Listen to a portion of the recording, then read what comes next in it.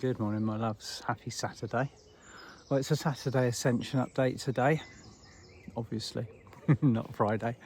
Yesterday was the 6/6 portal, and I actually sat in this very spot yesterday knowing that I had a workshop last night, and after several attempts of recording, rapidly realised that yesterday was not the day, and that I needed to speak and to bring the energies through after the event that I did last night with Lavisa Altorn, which was incredibly powerful.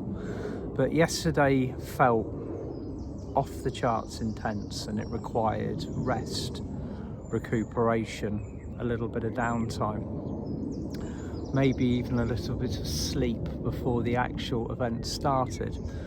So the energy that came through was very clearly indicating or giving a heads up for what we are going to be receiving, the gateway that we're going to be walking through in the June solstice, summer in the north, winter in the south. And things are feeling, on one side, if you choose peace and joy, you get peace and joy. And if you are choosing to dip your toes in the pond of confusion, distortion,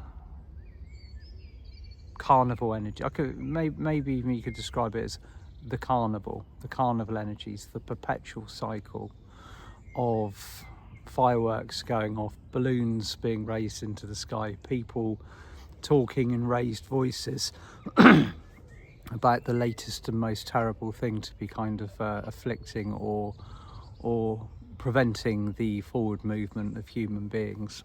And I decided this morning as I woke up that I choose joy, I choose peace, I choose the way of life and the way of thinking and the way of acting and being that supports and nourishes my soul.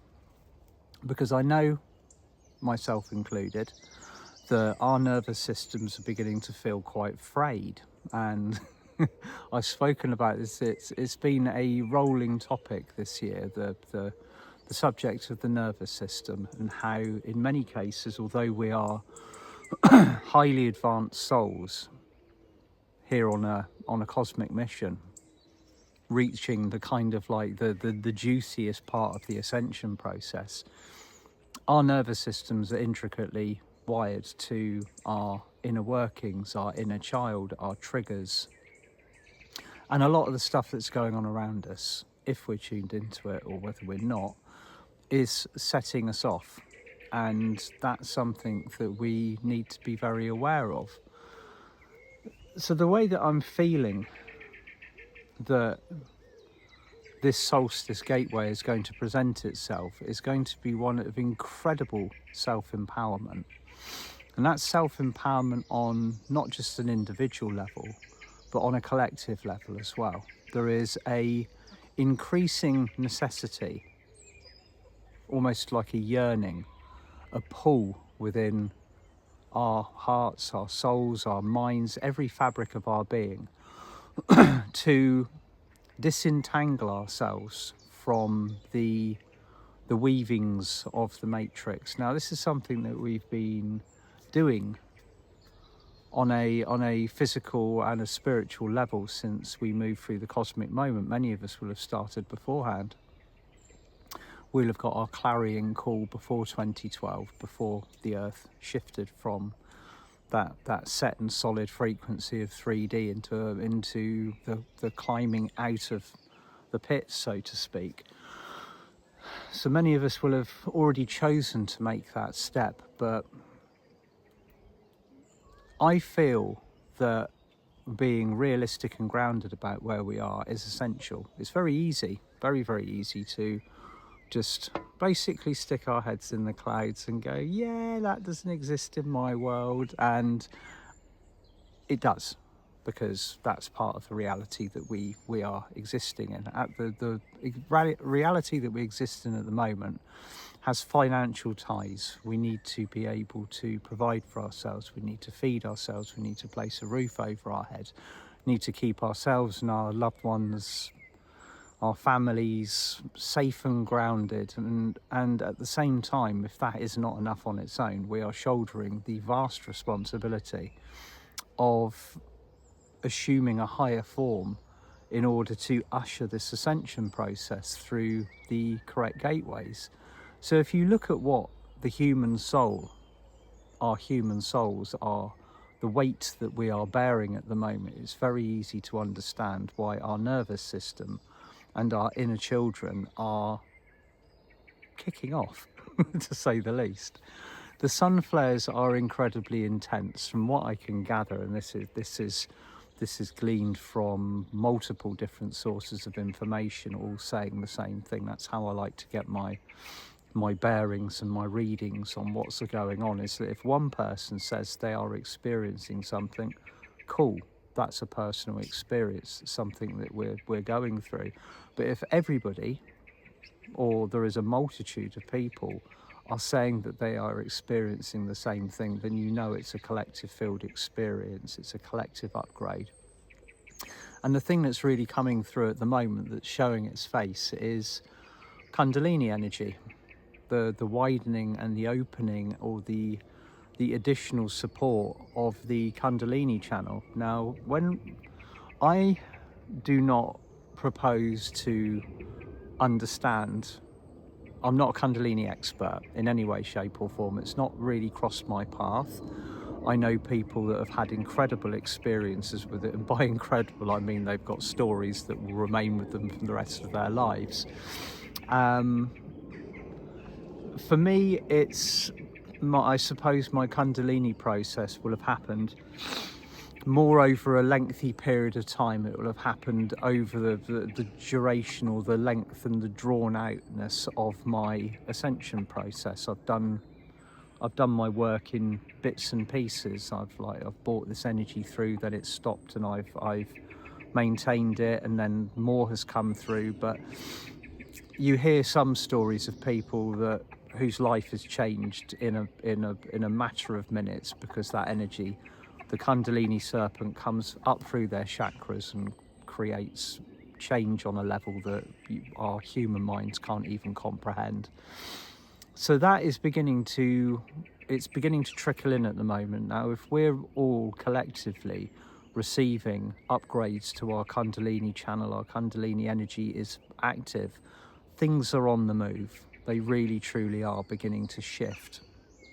And that can only mean that as we walk to this solstice, towards this solstice gateway, that there is going to be an incredible increase in energy. The sun flares, let's talk about the sun flares for a minute. It's one of these things that never ceases to amaze me, is how the sun speaks. And when the sun speaks, we have to listen. There's no option. It's not an optional energy that we can basically close the curtains upon and go, do you know what, that's not going to affect me today. We are incredibly affected by the sun's codes, the photonic radiation, these plasmic emissions that come from the sun. And as many of you may be aware, we're kind of approaching, or may have even reached, what is considered to be the solar maximum, when the intensity of the sun is at the highest, and the protective layer of the earth is at its thinnest. So we are receiving absolutely everything at the top level, and it's triggering our DNA, it's triggering our chakras, it's triggering the process, our meridians, our nervous systems. Your brain will know that those pulses of communication are coming from the sun long before you physically register it. So everything's lit up on guard, so to speak. Dora, what's the problem? So one of my chickens is making a fuss, and I don't know why. It's just like typical. I'm going to wander around in the morning and make a song and a dance for no particularly good reason. So, where we are at this moment in time, I feel, if something's occurring with me, that everybody else is going to be feeling the same. This is what we call a communed and like a communal and shared field, where if one feels it, we all feel it, because we're all privy to the same energy. We've all done a lot of work now. We've all been through a lot. We've all cleared. We've all dedicated ourselves to this particular pathway. And I'm feeling a shift in how I personally manage my own energy, and also maybe even my soul pathway. The very highest aspect of you is knocking on the door. Okay, it's saying, if you haven't connected with me, if you have not acknowledged me, if you are not walking in your fullest extent of your mastery, now's the time. So when I use the mantra, I am my highest self, just say that to yourself for a few moments. Close your eyes, place your hand upon your heart. I am my highest self. I am my highest self. I am my highest self. How do the words ring for you within your bodies and your fields? Are they accepted? Does your mind accept them? Or do you think, maybe subconsciously or consciously, that's nice, yeah, I'm my higher self, but I'm just going to go and continue my smaller existence while my wonderful, illustrious higher self just gazes down upon me, kind of wondering what the hell I'm doing now, kind of thing. Because that in many ways is how our minds are programmed to believe in that separation of the mighty I am presence and ourselves. We've never been closer to that communion, that union of that mighty I am presence. You already have the energy within you. You are already radiating and manifesting all of the qualities of your highest self in every single thing that you see, say, and do. What is separating us from that reality, that full actualization of our magnificence and our sovereignty, is our belief. It's our belief in limitation. It's our belief in our powerlessness.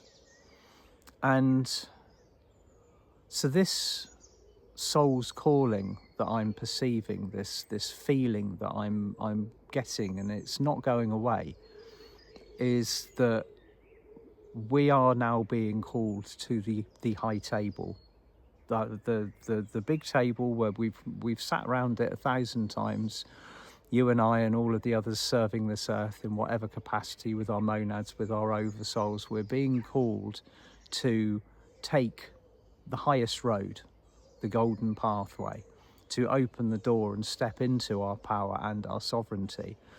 And this is very in line with what Lavisa and I were talking about and teaching in the Zoom event last night. We were looking at how much of our magic and our beautiful symbols and even the names of many masters have been kind of dragged almost through the mud. The symbols have been misused, the energies have been misrepresented.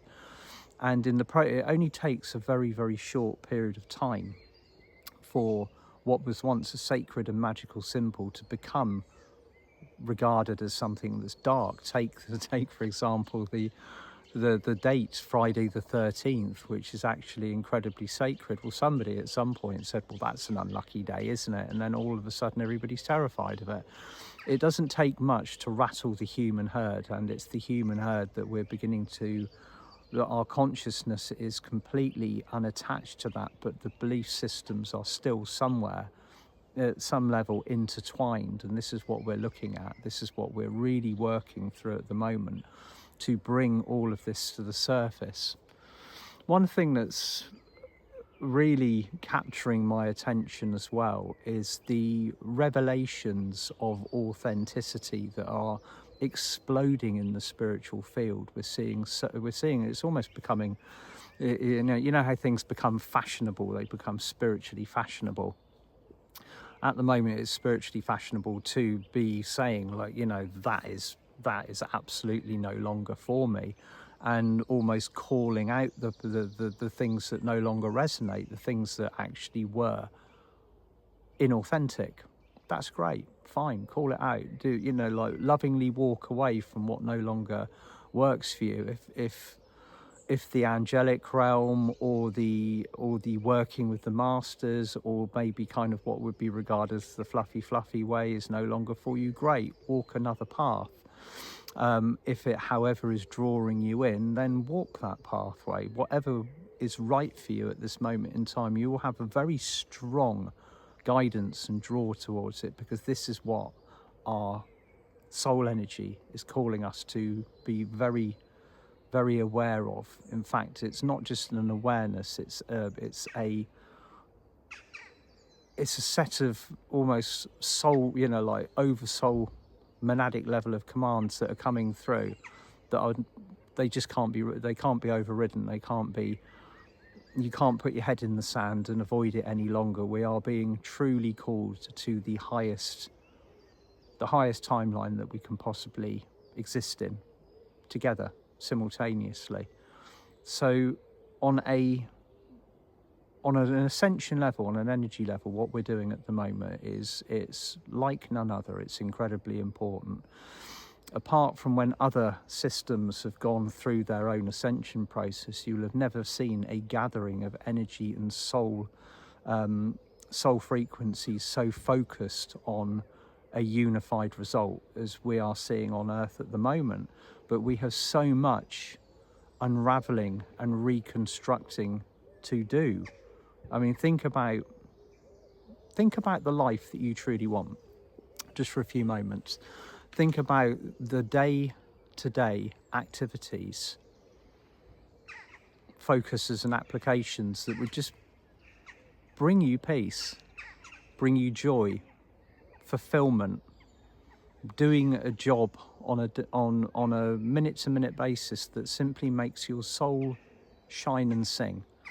That's what we're being asked to do, to drop everything that no longer serves us and unite and build in the highest capacity.